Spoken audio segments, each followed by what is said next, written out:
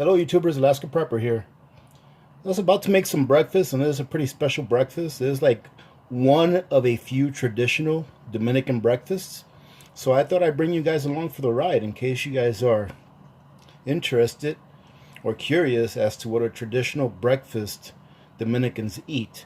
Now, there are a few traditional breakfasts, one of which is eating yucca. I'll say it in the Spanish name and then I'll translate. Eating yucca with salchichon and cayotes, and of course onion, cebolla, right? And what the yucca is a root vegetable, and it is very fibrous, and from what I understand, it's pretty low in the hypoglycemic range, meaning that it's a starch, but it doesn't digest into your body, and the sugar of that starch doesn't go into your blood very quickly. Like, for example, a potato or plain sugar.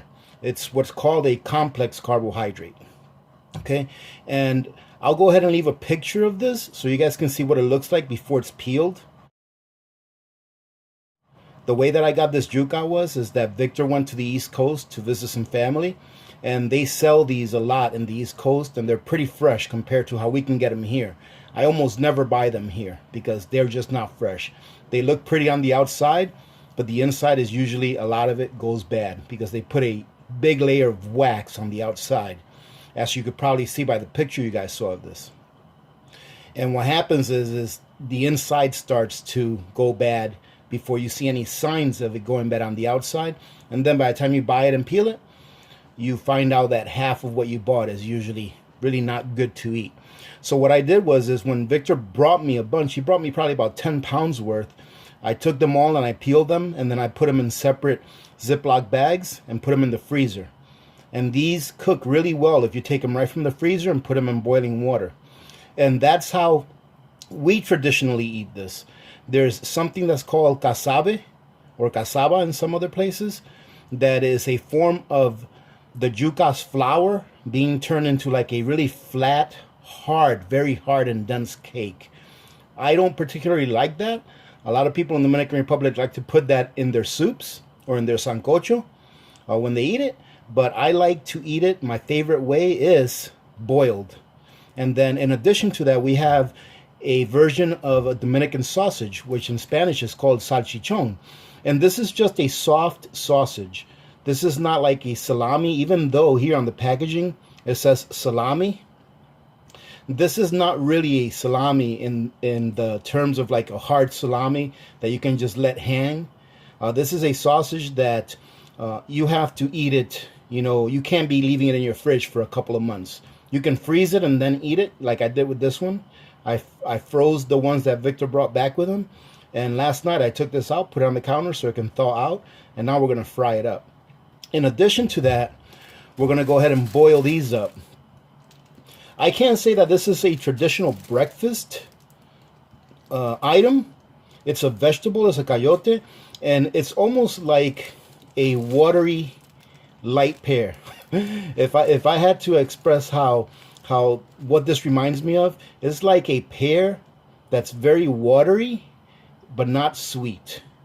And what we do with this is we boil it as well. And normally we would put this in the Dominican stew, sancocho. However, I also like the taste of this. It has a very mild taste. And when you put a little bit of salt on it, it's really good. So I'm going to boil these up along with the yucca. And I'm not sure how many of you know how to cut an onion without it making you cry, but I'm going to show you guys how to do that too. So if you guys want to stick around, take a look at what the finished product looks like. I know you won't be able to taste it, but I already know it's going to taste pretty good. So I'll let you guys know what the finished product looks like when we get done here. I'm going to go ahead and cut the salami and fry it up first. That way the little bit of grease that's left over from the salami will be good for us to caramelize these onions. All right, so we'll be right back. Now, while the water's coming up to a boil, what I think we'll do is we'll cut one of these up and clean it out. That way you guys can see what it looks like inside. Now, before I use these, and pretty much any vegetables that I buy from the store, one thing I do is when I scrub these, I scrub them with a Scotch-Brite so that it can remove whatever wax there may be on there. And then I dry them before I handle them. Just makes it safer when you're handling a sharper knife not to have something that's wet. So I'm just going to cut them in half so you guys can see what it looks like. And I can see there's a little damage in some of these. So you see that? You see those yellow parts? No good. I'll be cutting those pieces off. But that's what it looks like on the inside. So I normally cut them in quarters. And all those yellow parts, they're not going to kill you, but I'd rather not have them. It just means that it's starting to go. And this is what it looks like inside. So what I'll do is I'll cut this off. I'm going to leave the green on. And then I'm going to cut off whatever pieces there may be that are yellowed.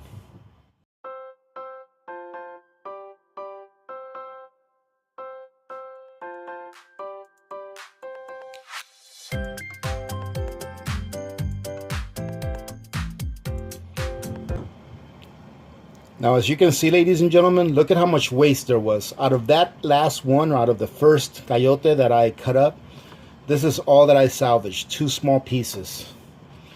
Other than that, everything else was starting to go bad. And that's the price that you pay, or that's the chance that you take when you purchase a fruit or a vegetable that probably came from 2,000 miles away or so and was dipped in wax or was waxed to try to make it look like it's still good. Now, luckily, the second one that I cut, this one right here, is in perfect condition. There's absolutely nothing going bad with this one at all. Here's the second one. So at least I'll be able to salvage one of the 2 that I purchased. Now what I'm going to do is I'm going to go ahead and put the yucca and the coyote in the boiling water. And I will start cooking the sausage about 15 minutes or so before they're done. That way, by the time that the sausage and the onions are cooked, these will be ready to be taken out of the hot water, out of the boiling water. And now that everything is in the boiling water, what I'm going to do is I'm going to prep my salami and prep my onion to get them ready to go when the yucca and the coyote are almost done boiling. Now, that yucca and coyote, it probably is going to take about a good hour of them being in about a medium simmer for them to cook well through. When I eat yucca, I like it to be very well cooked as far as being boiled. My preference is that the softer they are, the better. Some people like them a little firmer, some don't. Me, as far as I'm concerned, if those things stay in water boiling for an hour and a half or 2, the better they'll be for me. But realistically, take about an hour or so if you're cooking them from raw, from peeling them, or even from taking them out of the freezer. They're still in a raw form. It's going to take about a good hour or so for them to cook up good, maybe a little longer, but we'll check it out here in about an hour or so. So now what I'm going to do with the salchichon is I'm going to cut it up into pieces, and then I'm going to set them aside, cover them with some plastic. But I want you guys to see what it looks like. So pretty much it just comes encased in a plastic wrapper. So what I'll do is I'll make a little score up here and go all the way down.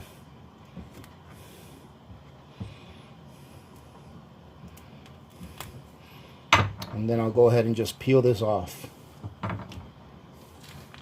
This by no means is a natural casing. This is like a plastic casing, so it's not something that you're going to want to cook with it on. And there you go. That's what it looks like. It's just a processed sausage. And, you know, as far as I'm concerned, this is a delicious sausage. I grew up on this, and it doesn't really take a, you know how some people when they eat something, they're like, well, you have to have a taste for it. No, this is good. If you had a piece of this, you'd be like, oh, wow, this is really good sausage. And I'll show you what it looks like when I cut it, so you guys can see what the, and there's it. And it, like I said, it's delicious. You can eat it, well, it's not raw, it's cooked. But you can eat it cold, or you can eat it fried. I honestly like it both ways. Sometimes we'll slice this up real thin and make a sandwich with it. And it's really good that way too. I'm going to go ahead and put that here on my little plastics that I got here. And then let me cut up the rest. Okay, now I'm going to prep my onion. So I've heard a lot of different things. Well, not really a lot, but a few different ways on how you can keep an onion from releasing that gas that makes you cry. And I've heard some people say that if you take it and you put it in the freezer for a few minutes, you know, for half an hour or so before you cut it, that it will help. And there's also different ways of cutting it. I've found one way that really works for me, and a lot of you probably already know this, but for those of you that don't know, it really does work. So what you want to do is, first you want to get as much of the first couple layers of skin off as you can before you bring it to the cutting board. That way it'll keep you from making a mess with all the flaky skin and everything, right? And you don't want to cut either end. You don't want to cut either of these ends off. What you want to do is you want to cut half of it, cut it in half.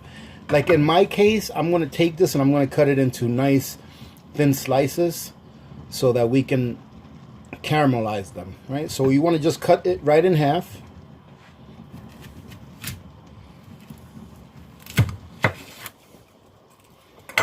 And there you go. All right.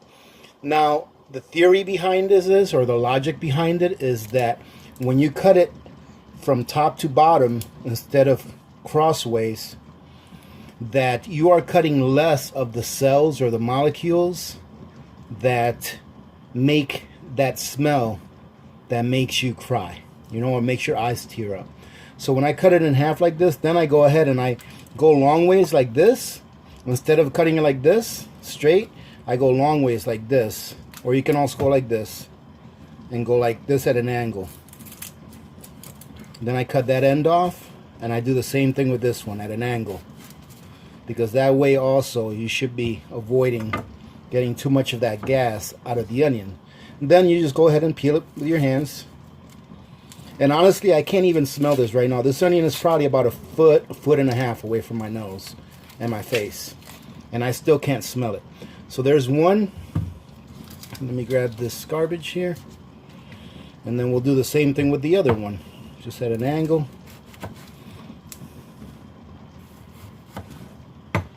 And then we'll do the same thing with this one. And you see what I mean about trying to get as much of the dry skin off as you can before you start. It makes a lot less of a mess for you to have to pick up off your cutting board. And if there are any little dry pieces of skin, just pick them up with your knife and wipe them off right on the garbage. Now all I'm going to do with this is I'm just going to cut it into small pieces, or nice long, almost like a Juliet. I think that's what it's called, Juliet. I'm going to do that the whole way through. And it does depend what you're using it for too, because you obviously would not be able to use this method if you were going to make onion rings, let's say, right? Because you have to cut them crossways if you want to make onion rings. And ladies and gentlemen, let me tell you what, having a nice sharp knife, even when you're cutting onions, is very helpful and much safer. Because you don't have to worry about it slipping. You don't have to worry about using too much pressure other than the pressure that's exerted by gravity on your halfway decent heavy knife. So we just do the same thing with these. And I'm not going to flake them out. I'm going to wait till right before I put them in the pan to fry before I take them apart and flake them up. All right, so we'll do this, and then once we're done cooking the salchichon, we'll come back and we'll put these on there so that they can caramelize, and then we should be almost done and ready to have a nice breakfast. Now the only thing really missing for this breakfast that I can think of is some avocados, but I refuse to pay $2.50 for a small 4 to 6 ounce portion of avocado, when less than a year ago that same avocado cost about $1 or 80 cents. So I won't buy those small avocados that they have for sale here, but that's okay.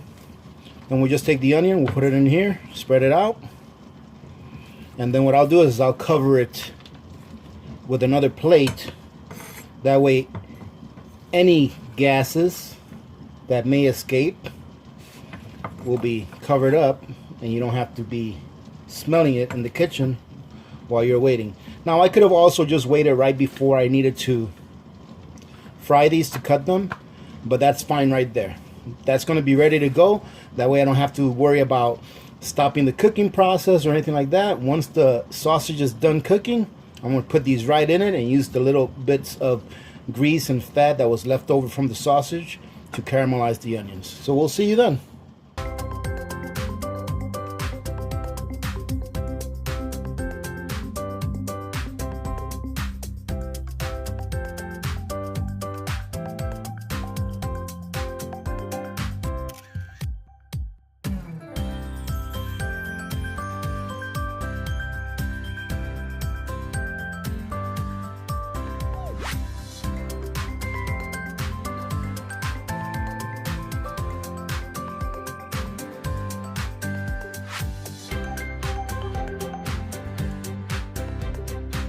Well, ladies and gentlemen, this is what it looks like. Now, no, this is not my plate. This is everything cooked together. As you can see there, about, if you guys were looking at the fast feed closely, about 3/4 of the way through the frying of the sausage, I added a little bit of olive oil because they weren't rendering enough fat for me to cook the onions. And then if you notice, towards the end of cooking the onions, I added some butter for a couple of reasons. So that it can soften the onions up really good, and so that it can soak into the yucca once I put the onions on top of it, and so that I can cook a couple of eggs that I forgot to mention as part of this meal. So let me go ahead and put my plate together, and you guys can see what it looks like after it's dressed out. And there you go, ladies and gentlemen. Now this is mine, and as you can see, it's still a lot of food, but this right here will take me all the way through dinner easily.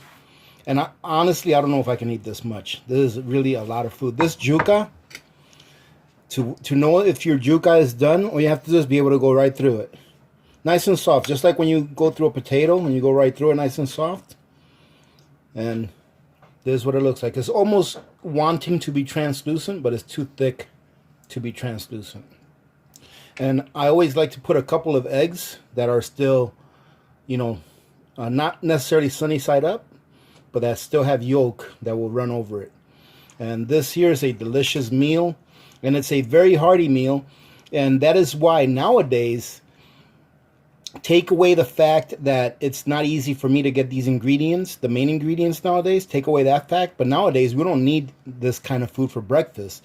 This is a very once in a while thing. It's a very big treat for me and Victor, because Mrs. Alaska Prepper and Little Miss Alaska Prepper don't really go for the yucca very much. They go for the eggs and the sausage, okay, but not for the yucca or the onions.